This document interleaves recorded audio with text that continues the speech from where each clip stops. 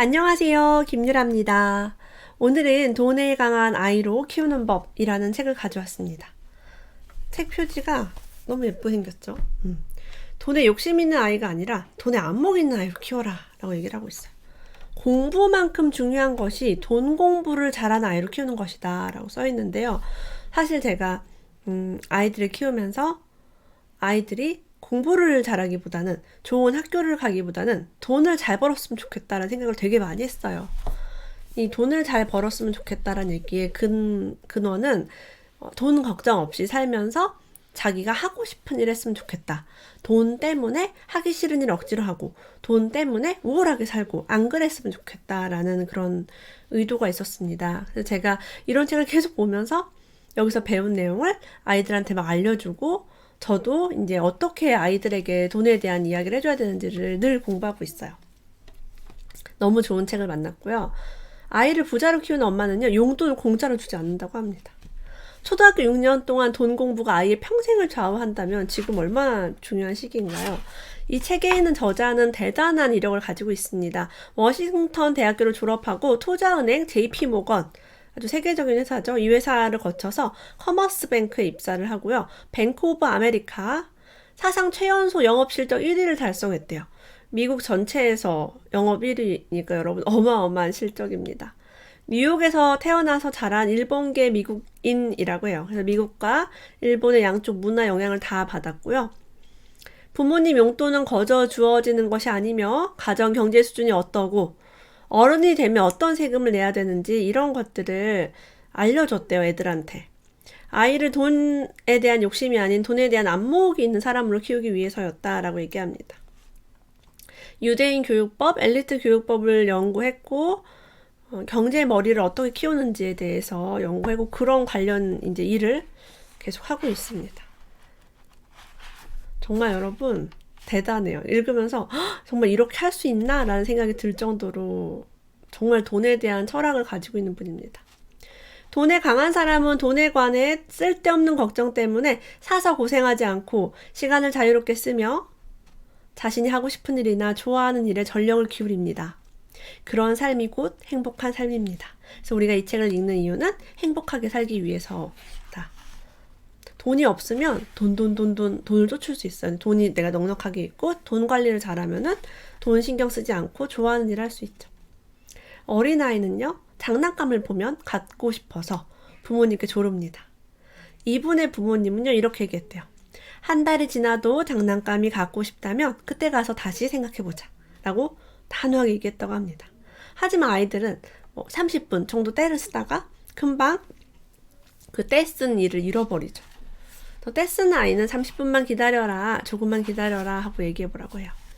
어렸을 때부터 원하는 물건을 다 사주는 게 아니라 재력이 있어도 부모가 돈이 아주 많다고 해서 다 사주는 게 아니라 필요할 땐 지갑을 열고 아낄 땐 지갑을 닫는 모습을 보여줘야 한다고 합니다.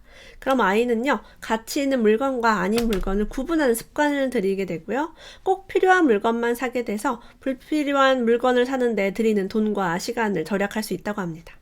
시간은 돈이다는 사고는 이런 사소한 경험을 통해 길러집니다. 어려서부터 부모님이 할 수 있는 거는 꼭 필요한지 아닌지를 구분하는 것. 이분이 돈에 대해서 엄격한 가정을 자랐어요. 뭐 하나하나 할 때 이제 심부름을 하면 돈을 받고 이랬었는데 성인이 돼서 취업을 하고 나서 석 달이 지났는데 어느 날 엄마에게 청구서가 날아왔대요. 일반 기업에서 발행하는 형식의 완벽한 청구서였습니다. 집 전체 면적에서 제 방이 차지하는 비율을 계산해 가족과 함께 산 25년 동안 방세와 전기료를 청구한 것입니다. 엑셀로 계산해가지고 엄마가 탁 했대요. 당황한 기색을 감추며 이게 뭐냐고 묻자 엄마는 차분히 대답했습니다. 네가 부모에게 지불해야 할 지금까지의 인생 비용이야 라고요. 학비나 다행히 밥값은 없어요. 방세랑 전기세만. 아이고. 그래가지고 이제 부모님은요, 청소와 음식을 해주면 당연히 대가를 지불해야 한다는 사실과 부모 소유의 집에서 살려면 방세를 내야 한다는 사실을 어려서부터 이해시킨다고 해요. 그런 얘기 많이 들었죠. 미국은 성인이 되면 무조건 집 밖에 나가서 자립해서 산다. 그런 얘기를 많이 들어봤는데 여기는 좀 이 집은 엄격하다라는 것을 알 수 있어요. 부모가 자신을 위해서 이렇게나 많은 돈을 사용하고 있다는 사실을 알면 공부에 대한 집중력을 높일 수 있다고 합니다. 그리고 많은 돈을 사용하면서까지 학원에 다녀야 하는지를 진지하게 생각해보는 계기가 됩니다. 저는 우리 아이 셋 키우면서 수입의 50%를 저축을 했어요. 사실 이제 너무 힘들었고 수입이 많지 않았기 때문에 절반만 쓰고 산다는 것은 이것도 사면 안 되고 저것도 사면 안 되고 외식도 안 되고 뭐도 안 되고 안 되는 게 천지였습니다. 그럴 때마다 아이가 왜 안 되냐? 다른 집은 다 이렇게 사는데 왜 우리는 안 되냐라고 물었을 때 저는 저희 집 가계부를 보여주진 않고 말로 해줬죠. 애기니까. 어린 아이한테. 우리가 월급을 얼마를 받고 뭐가 얼마 나가고 관리비 얼마, 뭐 보험료 얼마, 통신비 얼마, 대출이자 얼마, 니네 유치원 얼마, 뭐 얼마, 뭐 밥값 얼마 하면 엄마 남는 게 이거밖에 없어. 근데 너희 나중에 대학 가고 뭐 하고 하려면 이 돈보다 훨씬 많이 써야 돼. 그래서 엄마가 모으는 거야 라고 얘기를 했더니 아이가 이렇게 듣고 있다가 유치원생 아이가 엄마 나 대학 안 갈래 라고 얘기했습니다. 왜 그러니까 내가 대학에 가면 우리 집이 망할 것 같대요. 왜냐면 대학에 등록금이 너무 비싸니까 새 아들을 보내려면 많이 들 거 아니에요. 그래서 그렇게 여러분 우리 부모가 니네들은 잘 모르지만 많은 돈을 쓰고 있다는 사실을 이야기해 주는 게 매우 중요합니다. 이분이 뱅크 오브 아메리카에서 근무하던 시절에 국채를 매도하려고 오는 젊은이들을 보고 그 이유를 물어봤대요. 미국에서는 아이가 태어나면 국채를 구입해 두었다가 19살이 넘으면 아이에게 국채를 건네는 가정이 많다고 합니다. 직접 국채를 매도하면 자신이 성장하는 동안 이자가 얼마나 붙었나 알 수 있다고 합니다. 20년간 국채를 가지고 있었다. 그러면 국채 이자가 지금이야 뭐 1% 이렇지만 과거에는 되게 비쌌을 거란 말이에요. 그러면은 20년이면 5%만 잡아도 원금 5 곱하기 20 하니까 100%. 원금의 2배를 아마 받을 수 있었을 거예요. 그럼 이제 이 작은 돈이 엄청 커지는구나, 시간이 지나면. 우리도 채권을 살 수 있습니다. 국민주택 채권이라고 해서 집 살 때 하는 거. 우리 보통 즉시 매도해서 바로 팔아버리죠. 할인해서 팔아버리지만 채권을 우리가 가지고 있다가 만기 때 이제 가져가면 우리도 채권에 대한 이유를 받을 수 있습니다. 이런 금리가 변동하고 있다. 금리가 떨어지고 있다라는 것을 그렇지만 오랫동안 가지고 있으니까 이자가 많이 붙는다. 이런 것을 아이가 직접 알 수 있겠죠. 아이와 게임을 해보라 하라고요. 모노폴리 게임이 되게 좋았다라고 얘기하고요. 부루마블 같은 돈에 대한 게임인 것으로 알고 있어요. 인생 게임이 되게 좋았다고 해요. 직업을 선택하거나 돈을 버는 등 자신의 진로를 결정하며 진행하는 게임입니다. 아이들은 신나게 게임을 하면서 의사, 회계사, 경찰관 등 각각 직업마다 월급이 다르다는 사실과 돈이 없으면 부채가 늘어난다는 사실 등을 배웁니다. 제가 사실 어렸을 때 부루마블을 했어요. 부루마블을 할 때마다 느낀 게 뭐냐면 부동산을 빨리 사야 부자가 되고 부동산을 늦게 사면 살수록 내가 가진 현금이 다 이제 그 땅과 건물을 가진 사람한테 지나갈 때마다 뺏긴다는 사실을 알게 되었습니다. 물론 운 좋게 보너스를 받을 때도 있지만 그거는 운에 걸려있는 문제였고 빨리 부동산을 사야지만 돈을 벌 수 있었어요. 그런 게 아무래도 저한테 그런 게임이 실제로 아무리 게임을 해도 현금이 많은 사람은 부동산이 많은 사람은 이길 수가 없더라고요. 그런 어떤 깨달음이 인생에 전반적으로 영향을 미치는 것 같습니다. 자, 아이들이 어떤 아이는 말을 할 때 이렇게 한대요. 우리 반 친구들이 다 이 연필을 쓰니까 나도 사줘라고. 근데 어떤 아이는 이렇게 말한대요. 우리 반 친구들 38명 중에 26명, 그러니까 약 70%가 이 연필을 쓰니까 나도 사줘. 자, 여러분 어떤 게 설득력이 느껴집니까? 그래서 우리가 아이랑 대화를 할 때요. 시험을 잘 보는 걸 단시간에 잘하게 하기보다는 평소에 이렇게 생각을 할 수 있게. 몇 분의 몇 퍼센트.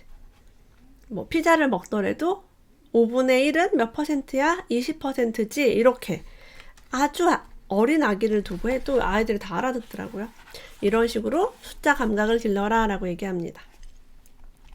자, 이렇게 돈에 대해서 엄격했던 부모가요. 원하는 대로 다 사주는 게 있었대요. 바로 책이었습니다. 아빠의 서재에 들어가면 바닥에서 천장까지 이어진 책장에 어려운 전문 서적부터 가볍게 읽을 만한 책까지 다양한 종류의 책들이 한가득 꽂혀 있어 마음만 먹으면 얼마든지 읽을 수 있었습니다. 반대로 텔레비전은 없었습니다. 몇십 년 동안 한 길을 걸어온 사람의 인생이 담긴 책을 약 2만 원 이하로 저렴하게 사서 읽을 수 있다는 것이 책의 좋은 점이다 라고 얘기합니다. 그래서 유대인 중에서도요, 집에 대형 책장을 구비하고 있는 사람이 굉장히 많고, 읽다가 모르는 부분이 나오면 나중에 확인해서 또 읽을 수도 있고, 그래서 돈 아끼는 부모가요, 책만큼은 원하는 대로 사주었다라고 합니다. 여러분, 책이 얼마나 중요한지 아시겠죠? 그리고 남을 돕는 것은 자신을 돕는 것이다 라고 가르친대요. 지금 막 돈을 엄청 밝혔지만 무상으로 노동력을 제공해라 라고 한대요. 어떤 부분에서요?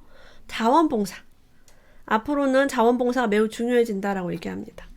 그래서 이 부모님은 봉사활동을 통해서 자신의 삶보다는 동떨어진 전혀 다른 삶을 사는 사람, 일자리를 구하고 싶어도 구하지 못해 궁핍한 생활에서 벗어나지 못하는 사람, 이유 없는 차별에 시달리는 사람 등이 있다는 사실, 우리 주변에서 보지 못한 현실을 보게 됩니다. 봉사를 통해 자란 사회공헌은 비즈니스에도 영향을 미칩니다. 원래 비즈니스는 누군가의 불편을 해소하고 누군가의 삶을 쾌적하게 해주고 누군가에게 웃음을 주기 위해 존재하는 것입니다. 아, 저런 사람도 이게 불편하구나. 그걸 개선하는 거죠. 보다 좋은 사회를 건설하기 위해 자신의 능력을 사회에 환원하는 것이 비즈니스입니다. 너무 멋지죠? 부모가 먼저 아이에게요, 질문을 하는 게 매우 중요하다고 합니다. 아이들은 질문 되게 많이 하죠. 뭐 하늘은 왜 파래요? 뭐는 뭐 어째요? 이렇게 자꾸 물어봅니다.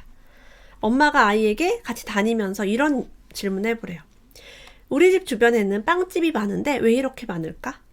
우리 보면서 파리바게트는 왜 항상 사거리 각지에 있을까? 뭐 이런 것도 얘기할 수 있겠죠. 뉴스에서 올해부터 버스 요금을 올린다고 하잖아. 이게 정말 필요한 일일까? 지금 마스크 굉장히 비쌉니다. 2020년 3월인데요. 어마어마합니다. 우리나라뿐이 아니라 다른 나라는 더 비쌉니다. 아이랑 대화할 수 있겠죠. 마스크 가격이 왜 이렇게 많이 올랐을까? 저는 이제 걸어가다가 상가 같은 음식점 같은 데가 요즘 문을 닫은 데가 많아요. 저희 동네는 원래 조금 많았습니다. 장사가 안 되는 곳이 많았어요. 그럼 아이에게 저 가게는 왜 문을 닫았을까? 저쪽에 있는 가게는 왜 장사가 잘 될까? 그래서 아이가 어려서 잘 모른다고 미리 단정 짓지 말고 사소한 의문에서 사회 문제까지 다양한 주제를 가지고 토론함으로써 아이에게 생각할 거리를 계속 만들어주라고 해요.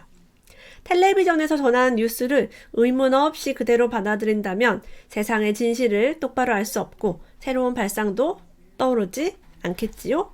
라고 합니다. 이 질문을 통해서 아이들이 정말 생각이 깊어진다는 것을 많이 경험했습니다. 부모님의 가르침 중에 가장 핵심이 돈벌이가 되는 일은 주변에 널려 있다 하는 것이었어요. 별표 100개 해볼게요, 여러분. 여러분 혹시 아이들 앞에서 돈 버는 건 힘들어. 부자 되는 건 불가능해. 돈 되는 게 없어. 경제가 어려워서 앞으로는 돈을 못 벌 거야. 라는 부정적인 말을 자주 하고 있지는 않은데 들여다보세요. 아이에게 야, 돈 버는 거 정말 쉬워. 걱정하지 마. 너 원하는 거 마음껏 할 수 있어. 라고 얘기를 하면 그 아이는 그런 쪽으로 생각하게 됩니다. 폭설로 집 앞에 눈이 잔뜩 쌓인 날이면 엄마는 눈을 치우라고 말하는 대신에 이렇게 말했대요. 지금 빨리 나가서 눈을 치우면 돈이 될걸? 오, 대단해, 이 엄마는. 그죠? 눈 좀 치워라 이게 아니라 눈 치우면 용돈 줄게 요것도 아니고 지금 빨리 나가서 눈 치우면 돈 벌걸? 이라고 얘기한대요. 엄마는 부유한 이웃들이 사는 집 앞에 쌓인 눈을 치우고 돈을 벌라고 말한 것이었대요. 부자 동네에 이제 이사를 갔는데 다른 집도 다 눈이 쌓여 있을 테니까요. 바쁜 부자들. 그래서 이분은요, 이 저자는 친구랑 같이 이제 그 눈 치우는 일을 하기 시작해서 하루에 40만 원까지 벌어본 적이 있대요. 혼자 눈을 치우면 너무 이제 속도도 느리고 빨리 깨끗하게 할 수가 없으니까 부유층은 보니까 대행 업체를 불러서 이제 눈을 치우거나 그렇게 했다고 합니다. 그래서 2-3명의 친구와 팀을 만들어서 본격적으로 일을 했더니 돈이 되었다라고 얘기합니다.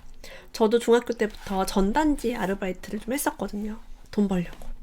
그래서 이렇게 돈을 벌 수 있는 기회를 어린아이한테도 만들어줘라 라고 합니다. 자신이 좋아하는 일을 하며 익힌 능력은 언제나 반드시 빛을 발할 때가 옵니다. 라고 해요. 우리가 좋아하는 일을 하지만 당장 성과가 없고 아이가 좀 쓸데없는 걸 좋아하는 것 같고 이렇잖아요. 근데 이거 보니까 진짜 그게 다 연결이 돼가지고 좋은 돈벌이가 되더라고요. 축구 만화에 빠진 저에게 부모님이 만화 좀 그만 봐 라고 잔소리했다면 전 어디서 꿈과 열정을 배울 수 있었을까요? 개미에 빠진 니시나리 교수에게 그의 부모님이 쓸데없는 개미는 왜 보니? 라고 타박했다면 정체학이라는 발견이 나올 수 있었을까요? 정체학이 교통정체를 얘기합니다. 개미는 되게 빠르게 이동하죠. 떼지어서 이동하는데. 그래서 개미를 자세히 봤더니 개미랑 개미의 간격이 매우 좁아서 다른 개미가 끼어들 틈이 없었대요. 이 정체학은 뭐냐면 차 간의 간격이 너무 넓을 경우에 딴 차가 끼어들어서 자꾸 이제 멈추게 되는 그 얘기를 했어요. 그래서 간격을 일정히 유지해서 단차가 끼어들지 못하게 하면은 되게 빠르게 나갈 수 있다. 앞으로 AI가 자율주행차를 하게 되면 이 정체되는 현상이 많이 없어진다고 합니다. 간격을 일정하게 유지하면서 일정한 속도로 갈 수 있대요. 자녀가 무언가 빠져있을 때 그 대상이 무엇이든 열중할 시간을 충분히 마련해주고 존중하면 아이는 개성이 넘치고 창의력이 넘치는 인재로 잘 자랄 것이다 라고 얘기해줘요. 데이비드 베컴, 리즈 위더스푼 등등 유명 인사의 자녀들은요, 직접 아르바이트를 해서 화제가 된 적이 있습니다. 경제적으로 안정되고 풍족한 가정에서 자란 이들은 왜 자녀에게 아르바이트를 시켰을까요? 바로 돈에 대한 감각을 익히게 하기 위함입니다. 부모가 나서서 아이들이 직접 돈을 벌 수 있도록 합니다. 대체로 유럽인은요, 10대 때부터 부모와 함께 와인 한 잔 정도를 마신다고 합니다. 이런 환경에서 자란 유럽인은 술에 대한 갈망이 없기 때문에 성인이 되어서도 술과 적당한 거리를 유지합니다. 가볍게 와인을 마시지 막 이렇게 막 독한 술을 막 토할 때까지 먹지 않는다는 거죠. 하지만 미국은요, 음주에 대한 법률이 매우 엄격하대요. 매우. 만 21살 전에는 부모라도 술을 권할 수 없고, 그러니까 이렇게 너무 엄격하니까 이 아이들이 술에 대한 갈망이 커져서 술에 빠지는 경우가 많다고 합니다.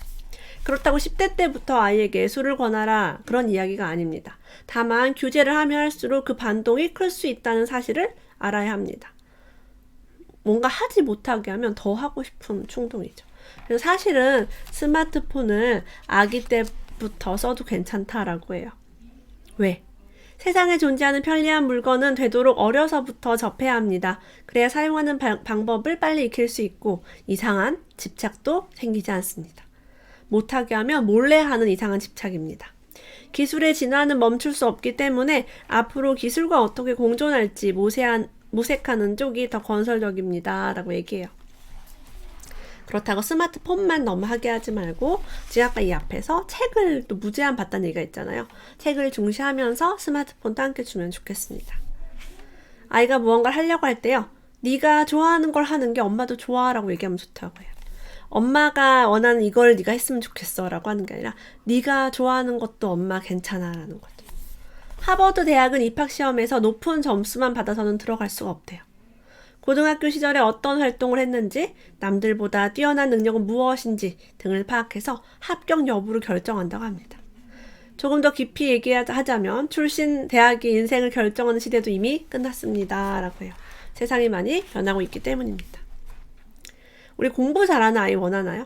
공부를 그래도 좀 잘하고 어느 정도 기본적인 지혜는 있어야지 아이가 돈도 많이 벌고 성공할 수 있다고 믿습니다. 공부할 때나 무언가를 생각할 때는 집중력이 필요하다고 합니다. 이 집중력을 높이는 요소는 안도감이라고 해요. 평온함이라고도 볼 수 있겠죠. 고민거리나 걱정거리가 있을 때는 무슨 일을 하든 집중할 수 없고 차분하게 생각할 수 없습니다. 정서적으로 안정되어야 학습이 좋다. 부모가 편안하게 마음을 해줘야 되고 엄마 아빠가 맨날 싸우거나 아니면은 엄마 아빠가 걱정거리를 아이들에게 막 자꾸 전달하거나 그러면 걱정이 되니까 이제 공부를 할 수 없어요. 집안에 아픈 사람이 있거나 경제적으로 어렵거나 그러면 아무래도 정신이 좀 흩어질 수 있습니다. 우리는 아이들에게 정서적 안도감을 가질 수 있도록 해줘야겠죠. 자, 경제적으로 어려운 가정과 부유한 가정에서는요, 조사를 해본 결과 사용하는 언어가 달랐다고 해요. 어려운 가정은 부유한 가정에 비해 사용한 단어가 3천만 개나 적었다고 합니다. 3,000개가 아니라 3천만 개래요. 믿을 수 없을 만한 숫자입니다. 너무 신기하죠. 우리가 쓰는 단어가 이렇게 많은가? 그래서 결국에 부자는 여러분 언어입니다. 내가 어떤 용어와 어떤 단어를 이해하고 있느냐가 부를 결정합니다. 제가 책을 계속 읽는 이유가 뭐냐면 이 책을 통해서 이 어마어마한 단어들을 저도 배워가고 있습니다.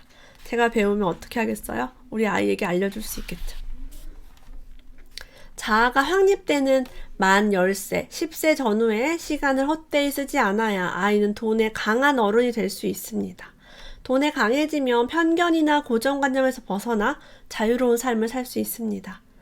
이 책에서는 경제 교육만이 아니라 다양한 관점으로 육아할 수 있는 법까지 이야기 나누고 있어요. 엘리트들의 육아 경험담, 유대인 대대로 내려오는 가르침, 그다음에 부모님의 교육 방침 등을 담았는데요. 각 가정의 사정과 아이의 성격에 따라서 소개한 방법들을 참고해서 실천해보면 정말 좋겠습니다. 이 책 읽으면서 정말 이렇게도 살 수 있구나, 이런 마인드를 가질 수 있구나를 배우게 되었고요. 저도 우리 아이에게 이 책의 내용을 많이 전달해 보려고 합니다. 네이버 카페 선한 부자 프로젝트에서요. 돈에 강한 아이를 키우는 법 10분 선정해서 이벤트 선정하고 있습니다. 함께 하시면 좋겠고요. 저는 다음 영상으로 또 찾아뵙겠습니다. 다음에 또 만나요.